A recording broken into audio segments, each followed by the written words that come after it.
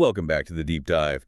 Today we are not just analyzing a book, we are stepping into a time machine that seems to have broken down. Yes. Somewhere between a farce and a tragedy. That is a very, very good way to put it. We are setting sail for the year 1857, jumping aboard a ship called the Sincerity, and we are heading for, well, honestly, it depends entirely on who you ask on the deck. It absolutely does. It's one of those rare scenarios in literature where the destination is a matter of theological debate rather than navigation. Right. If you ask the passengers, they will look you right in the eye and tell you they are on a holy mission, a mission to discover the literal Garden of Eden. The actual physical Garden of Eden. Oh, yes.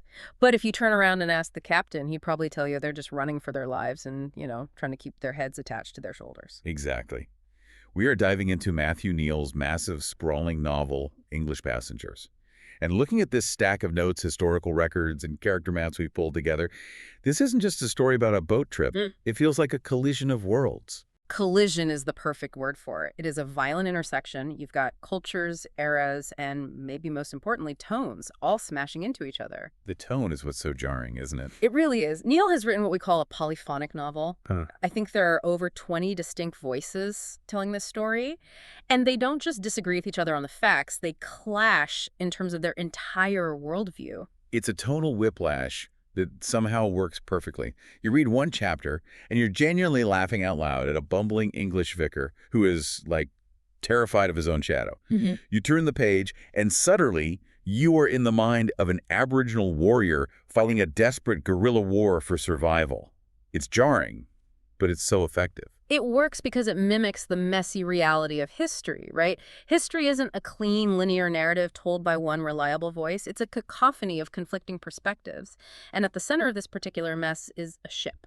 The Sincerity. The Sincerity, which, spoiler alert for the themes we're going to discuss, might be the most ironically named vessel in all of maritime history. Oh, without a doubt. It is built on lies, it's sailed by liars, and it's carrying people who are fundamentally lying to themselves. So Sincerity is a bit of a reach. So let's set the board for you. It's 1857. We are in London. The Sincerity is setting sail for Tasmania, or Van Diemen's Land, as it was known then. What is the official mission? Why are they going to the literal other side of the world? Well, if you read the ship's manifest or listen to the prayers on deck, this is a holy expedition. They are carrying a group of English gentlemen on a quest to find the Garden of Eden. And they are convinced, absolutely, 100% convinced, that it's not in Iraq or the Middle East. No, of course not. That's too obvious. Far too obvious. No, they believe it's in Tasmania. Which is a bold claim. I mean, just looking at the map, Tasmania is about as far from the Tigris and Euphrates as you can possibly get. It is an utterly absurd claim. But the man leading this, the Reverend Jeffrey Wilson, believes he has cracked the code. He's going there to prove it. He believes that if he can find Eden, he can save the Christian faith from what he calls the atheism of geology. Okay, we're definitely going to dig into that atheism of geology concept because the idea of rocks being the enemy of faith is it's wild. But here's the hook that grabs you right away, this holy ship. Yeah. It's a complete fraud. The captain isn't a pious explorer. He's a smuggler. He's a criminal on the run.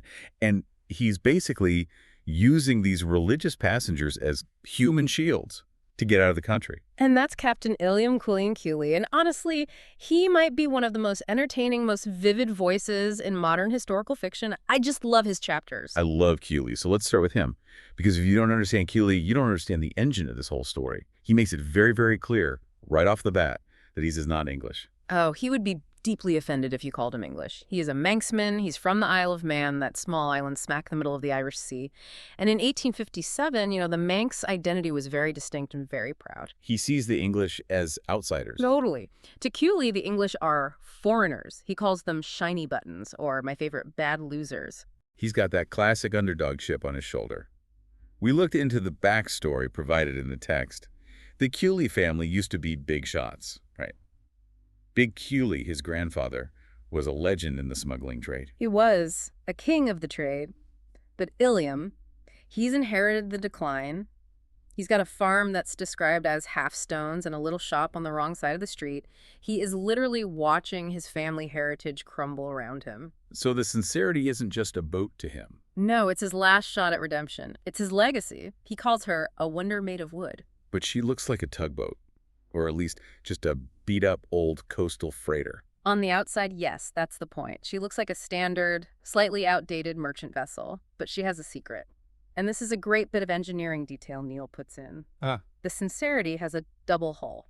Explain how that works, because it sounds like a lot of clever carpentry. It's essentially a ship within a ship. It's brilliant. You have the outer hull that touches the water, and then you have an inner wall built inside the cargo hold. So there's a gap. An 18-inch gap. It runs the entire length of the vessel.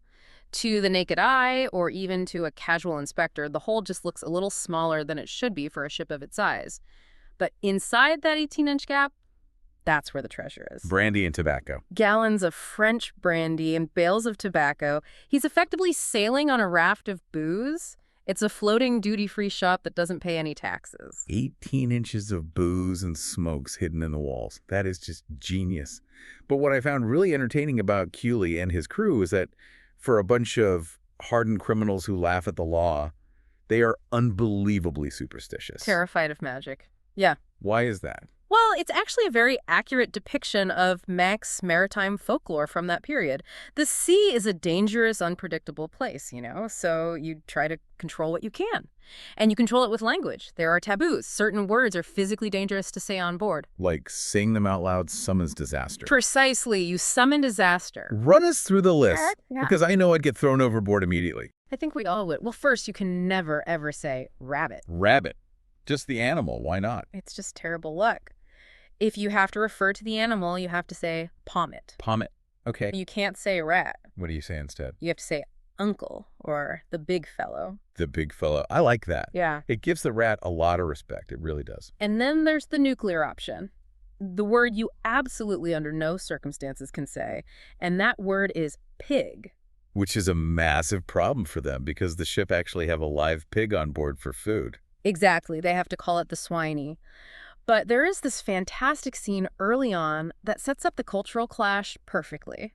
Kneale is giving a ride to the Bishop of Man. An Englishman. A very proper Englishman. He's an outsider. He has no idea about these rules. He walks past the pig pen, looks in, and says in this booming, posh voice, "What a splendid pig." And the crew just melts down. Complete and utter panic. It's a code red situation. The crew freezes. The narration describes them all going stiff.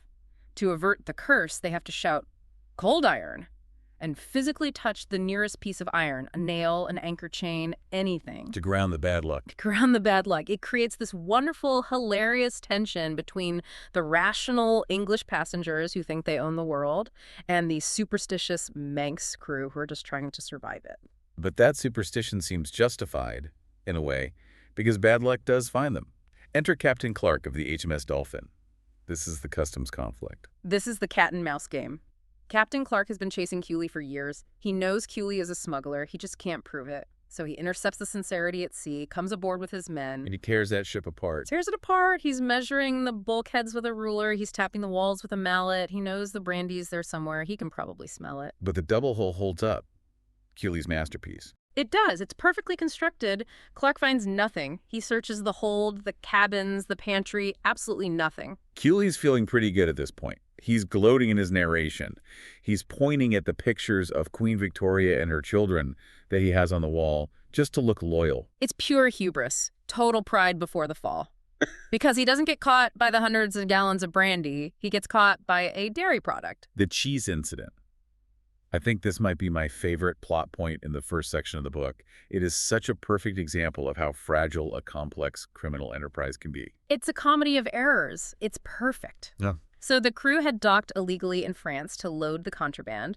The cook, Rob Quayle, slipped ashore to buy some supplies, and he bought a big wheel of cheese. A French cheese. A very French cheese. So Captain Clark is leaving the ship, totally defeated. He's walking across the deck, and he happens to spot this cheese on the galley table. And he says, "What's that you've got there?" Exactly. Just an idle question. He picks it up, he turns it over, and pressed into the wax rind of the cheese is a little scrap of French newspaper. Oh, no. And the date. Let me guess. It's recent. The newspaper is dated 4 days prior, which proves, undeniably, that they were in France when the ship's official log claimed they were out at sea fishing. Brought down by a piece of cheese. That is just amazing. It's absurd, but the consequences are incredibly dire. Kneale is fined £200. Now, you have to understand, In 1857, that is a ruinous amount of money. He doesn't have it. Not even close. The ship is impounded in a London dock. He is trapped. His whole world is collapsing. This is the desperation that drives the rest of the plot. He needs money, and he needs it fast. Yeah. So he decides to charter the ship, basically rent it out to pay the fine. But before he can seal the deal with our Reverend, he tries one last desperate heist to get some cash. The Malden heist. This is pure slapstick comedy. It really is. Kneale and his mates sail up to Malden to meet a contact, a guy named Cousin Rob, hoping to sell the contraband on the sly. But when they get there, Cousin Rob is gone. Where is he? The neighbors say he's in Colchester getting stabbed in a knife fight. Naturally. Yeah. Just a typical Tuesday for Cousin Rob, I suppose. So Kneale, completely desperate, decides to break into what he thinks is Cousin Rob's house to steal some supplies, maybe find some hidden money. They're creeping around in the dark, stuffing silver spoons in their pockets, grabbing a clock off the mantelpiece. Kneale goes upstairs, opens a bedroom door. And he hears a very posh, very startled English voice shout, "What the devil are you doing, Phillips?" And Kneale freezes. He realizes this is not Cousin Rob's house. They have broken into some rich stranger's mansion. They are now burglars. This is a much more serious crime than smuggling. Oh, way more serious. They flee back to the ship, covered in mud, clutching stolen cutlery marked with the initials HH. And now the stakes have changed completely. They aren't just smugglers facing a fine anymore. They are burglars facing prison, or worse, transportation to a penal colony. Like Australia. Exactly. So they have to leave England immediately. Right now. And that is how a crew of Manx smugglers ends up agreeing to take a group of eccentric Englishmen to the other side of the world. They aren't explorers, they're fugitives. They're just trying to get away. So let's meet the cargo, or rather the passengers. Who are these people that Kneale is now stuck with for a year-long voyage? Okay, so we have to start with the theologian, the man with the plan, the Reverend Geoffrey Wilson. If Kneale is the voice of pragmatic, seafaring cunning, Wilson is the voice of obsessive, delusional theory. He's the one chartering the ship. What is his motivation? Why does he need to go to Tasmania? You have to understand the intellectual climate of the mid-19th century. This is 1857. Darwin's Origin of Species hasn't been published yet. That's 2 years away, in 1859. But the ideas are already in the air. Geology is the big threat. The rock. The rocks. Wilson buys a geology book that claims a piece of limestone is 100,000 years old. And the Bible says the Earth is only, what, 6,000 years old? According to his calculations, yes, about 6,000 years. This is what Wilson calls the atheism of geology. He cannot reconcile the rocks with the scripture. His entire faith is crumbling. So rather than accept the science, he invents a grand counter-theory. He calls it divine refrigeration. Divine refrigeration. It sounds like a marketing term for an icebox. Please explain this. It is his grand unified theory. It's his aha moment. He argues that the geologists are assuming the Earth cooled down slowly from a molten state over millions of years. Wilson says, no, what if God has a refrigeration system? God has an industrial freezer. Basically, yes. He believes God flash froze the Earth almost instantly. That would make very young rocks look geologically old because of the rapid crystallization. Okay, sure. I mean, it's a theory. But if the Earth was molten lava and then froze instantly, what happened to life? What happened to the Garden of Eden? It would have been burnt to a crisp. Ah, that is the flaw in the logic. And he knows it, so he needs a loophole. He decides that Eden must have been on a raft of special, unmeltable rock, a kind of geological life raft. And as the world cooled, he believes this raft drifted south. All the way to Tasmania. All the way to Tasmania. It's a leap of logic that is truly breathtaking. And he thinks he has proof. He looks at the book of Genesis, which names 4 rivers in Eden: Pison, Gihon, Hiddekel, and Euphrates. Right, the famous rivers. Wilson argues that these Hebrew names have been corrupted over time, so he starts looking at maps of Tasmania and phonetic similarities in Aboriginal Tasmanian place names. Wait, really? What are the connections? I need to hear this logic. Okay, get ready for this. He claims that Pison corresponds to the Tasmanian name Pewungur. Pewungur. Okay. Gihon is Gonavar, Hiddekel is Lidiwidiv, and Euphrates is Gipiran. That is a massive stretch. That's like saying London sounds like lemon, so we must be related. It's confirmation bias on an epic scale. It is absolute certifiable nonsense. But to Wilson, it is divine revelation. He envisions Tasmania not as it is, but as this lush yet ordered abundance. He feels called by God to go there and prove it, to save the world from atheism. He's got the vision, but he doesn't have the money. Which brings us to Jonah Childs. Jonah Childs is the financier.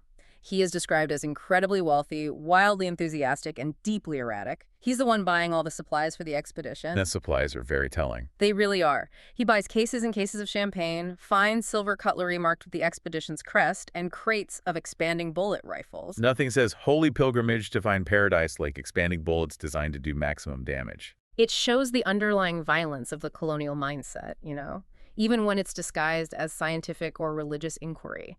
They are fully prepared to shoot their way into the Garden of Eden.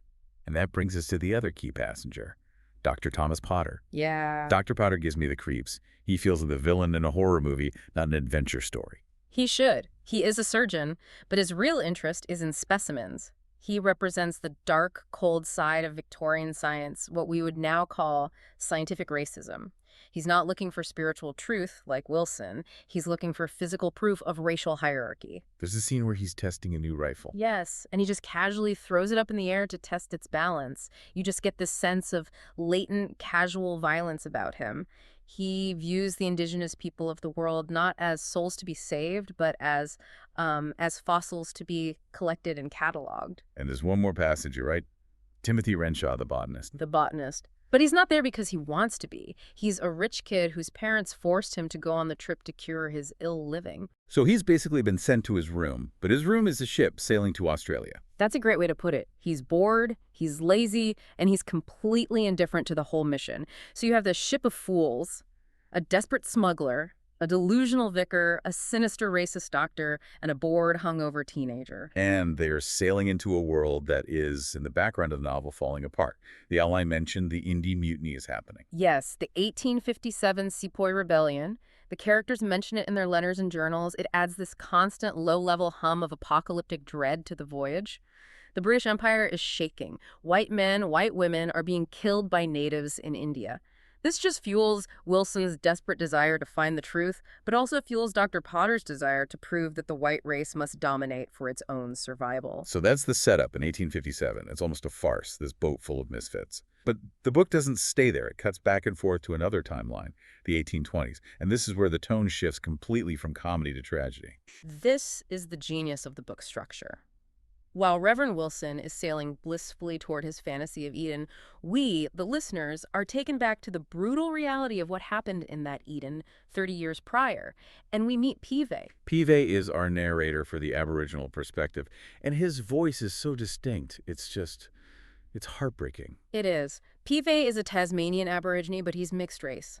His father was a white sealer, a ghost who raped his mother, and as a child, Pive is bullied by his own people.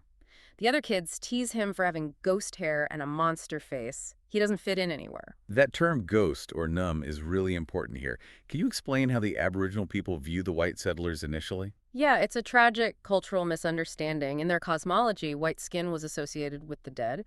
So when the settlers first arrived, the Aboriginal people didn't see them as invaders from another country. They thought they were their own ancestors, their own dead relatives, jumped-up dead men returning from the spirit world. So they didn't fight back immediately because you don't fight your own ancestors. You don't attack your grandfather who has come back. Exactly. They were confused. Why are the ancestors so greedy? Why do they have these strange raw meat faces that peel in the sun? Why are they eating our food without asking permission?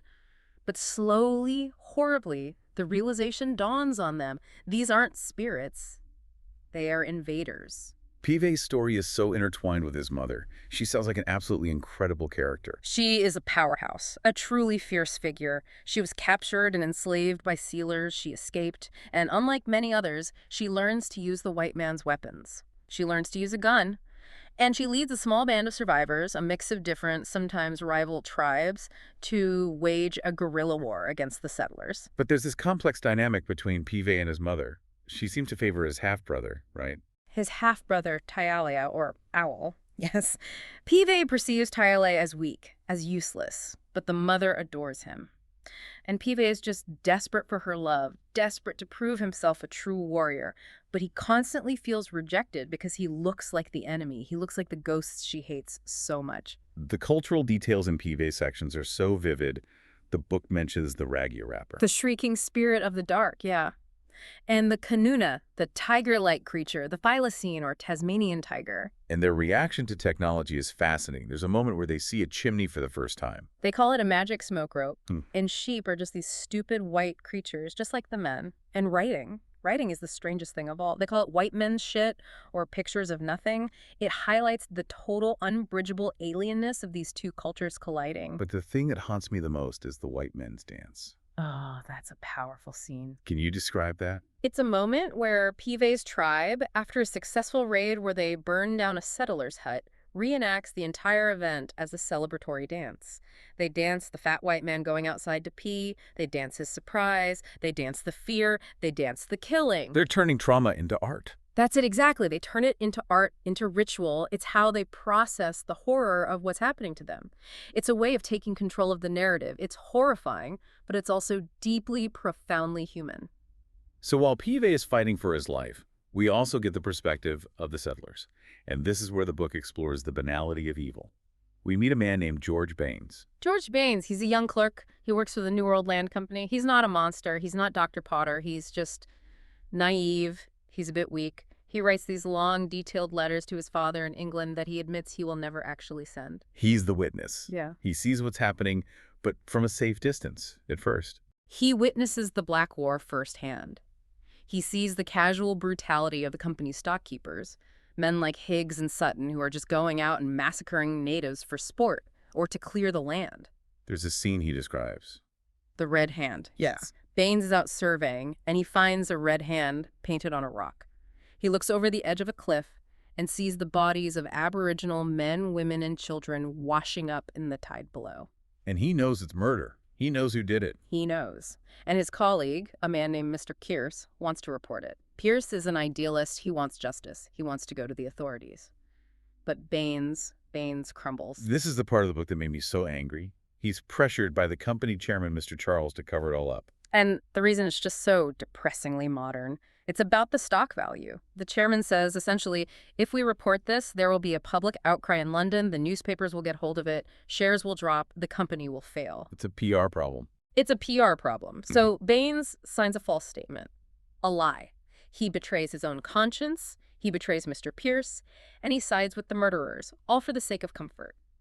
The book describes him being given a warm meal and some brandy, and that's enough to buy his silence. It's a devastating critique of complicity. He's not the one pulling the trigger, but he's loading the gun because it's inconvenient to stop it. And this connects to the broader official policy of the time. We see these letters from the colonial governor, George Alder, and the language he uses is chilling. It's so polite, so bureaucratic. He talks about extirpation. Yes, extirpation.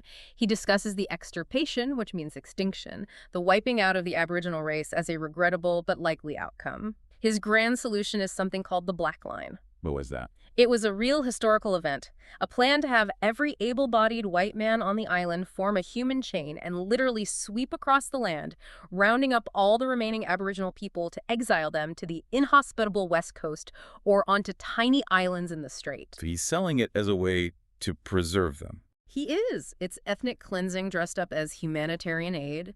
He writes that it's this or their total expedition, so it's the kind choice. The language is just bone-chilling. And then on the other end of the social spectrum from the governor, you have Jack Harp. He's the convict, the sealer. He's the one on the ground doing the dirty work. Harp represents the brutal white underclass. The men who were themselves victims of the British class system, transported to the other side of the world, who then turned that violence onto the people below them. He's the one who kidnapped Pivet's mother initially. Yes. And his narrative is so disturbing because he has zero empathy. He refers to Pivet's mother as a warrior and a djinn, a deeply derogatory term. To him, she is property, a tool. When she kills his partner, Ned, and escapes, Harp isn't horrified by the loss of his friend's life. He's just furious that she stole his boat. It's pure, absolute dehumanization. So we had these two timelines hurtling towards each other like trains on the same track. In 1857, the Sincerity is sailing towards Tasmania, expecting to find the Garden of Eden. But we, the listeners, we know better. Because we've been reading the 1820s timeline. We know that Tasmania has been turned into a hellscape. That is the central, crushing irony of the entire book, isn't it? Reverend Wilson is looking for paradise, in the exact location of a genocide. A genocide that his country was responsible for. He's interpreting Aboriginal place names as biblical rivers, completely unaware that the people who gave those places their names have been almost entirely wiped out. And the ship is named Sincerity. Which is ironic because the whole enterprise is built on lies. Layer after layer of lies. It's all lies. The ship is a lie. It's a smuggler's vessel disguised as a merchant ship. The destination is a lie. Kneale never intended to go to Tasmania until he had to flee the law. Reverend Wilson's science is a self-serving lie to protect his faith. George Bain's official report was a lie. A catastrophic lie. Yeah. And even Peebay's identity is a lie in the sense that he discovers the terrible truth that his father is one of the enemy, shattering his whole worldview. It really makes you question the idea of history itself. Is there any such thing as an objective account? I think that's Kneale's main point. History is subjective. It depends entirely on who is telling the story. Is the voyage of the Sincerity a noble scientific expedition or a desperate criminal flight? Is the settlement of Tasmania a triumph of British civilization or a brutal, bloody massacre? Kneale shows us that these truths exist simultaneously, depending on where you stand on the deck. So as our deep dive winds down, we have to talk about the collision. When the 1857 crew finally arrives in Tasmania, what are they going to find? Well, without spoiling the entire ending of the book for you, the tragedy is that they bring their own prejudices with them. They're not going to find Eden. They're going to find the grim consequences of what we saw in the 1820s. And they're going to interpret it through their own flawed lenses. Dr. Potter isn't going to see the tragedy of the surviving Aboriginal people. No, he's going to see specimens, living fossils. He's going to be excited. That's the thought that sticks with me. Dr. Potter represents the future, in a way, the cold scientific rationalism that was replacing the old religious fervor. And in some ways, it's even scarier. It is, because if you view people as specimens, as fossils to be studied rather than as souls to be saved, you can justify anything. Reverend Wilson is foolish, but Dr. Potter is dangerous. When they arrive, they aren't finding a garden. They are walking into a graveyard that they are all too ready to excavate for their own purposes. It brings us right back to that image of the white men's dance. We tell ourselves stories to survive. The Aboriginals danced the horror to process it. Captain Kneale tells stories to the customs officers to survive. Reverend Wilson tells himself stories about rocks to survive his crisis of faith. And we, the readers or the listeners, have to sift through all these unreliable, desperate narrators to try and find some scrap of the truth. Matthew Kneale's English Passengers. It's funny, it's devastating, and it's a massive but incredibly rewarding read. I highly recommend it. Thanks for joining us on this deep dive. Always a pleasure. We'll see you next time.